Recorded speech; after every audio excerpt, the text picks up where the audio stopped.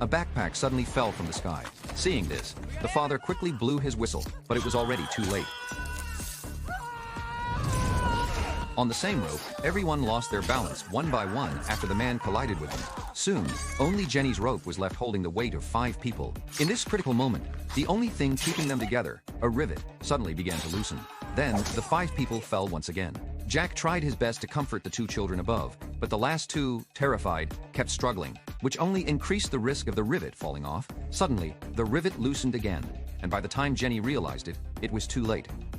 As the screams of those 2 grew distant, only Jack and the remaining 2 were left on the rock face. Although the weight had decreased, the last rivet still couldn't hold 3 people, and it was only a matter of time before they all fell into the valley. Jack, forcing himself to stay calm, told the 2 to stay conscious, and then asked Jenny to try extending her arm to add another rivet to the rock wall. But no matter how hard she tried, her arm was just short of reaching the rock.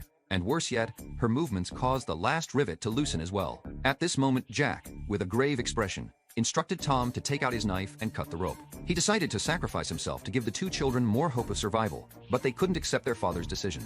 But experienced Jack knew that the longer they waited, the higher the risk of the rivet falling. So under his firm stance, Tom reluctantly made the decision. 4 years later, Jack's death completely robbed Tom of the courage to climb again, and he switched careers to become a cameraman for a geography magazine. Meanwhile, Jenny, determined to fulfill her father's wishes and uphold their dream, never stopped climbing, and even made the front page of the geography magazine.